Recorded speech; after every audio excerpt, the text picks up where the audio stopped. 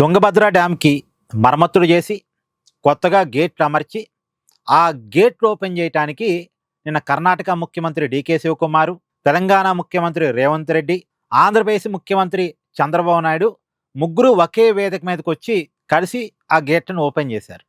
అయితే అక్కడ ఆ ముగ్గురు మాత్రమే లేరు. కేంద్ర జలవనరుల శాఖ మంత్రి సిఆర్ పాటిల్ కూడా ఉన్నారు. ఒకవేళ అక్కడ సిఆర్ పాటిల్ లేకపోయి ఉంటే అక్కడ కేవలం చంద్రబాబు నాయుడు, రేవంత్ రెడ్డి, డీకే శివకుమార్ కనుక ఉంటే, అంటే వాళ్ళ ముగ్గురు మాత్రమే ఉంటే ఇవాళ వైసీపీ ఎలాంటి ప్రచారాన్ని తెర ముందు తీసుకొచ్చేది? చంద్రబాబు నాయుడు కాంగ్రెస్ ముఖ్యమంత్రులతో భేటీ అయ్యాడు.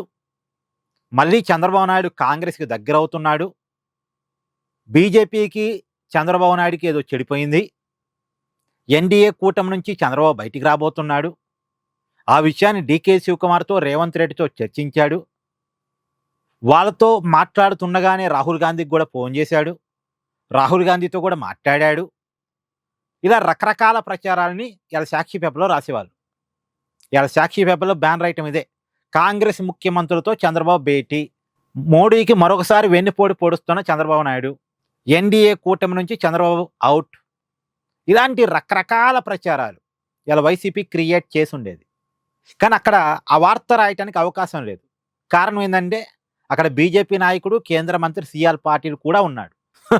ఆ మీటింగ్లో సిఆర్ పాటిల్ కూడా ఉన్నాడు. సో అది కేవలం అఫీషియల్ ప్రోగ్రామ్. అక్కడ రాజకీయాలకు తావులేదు.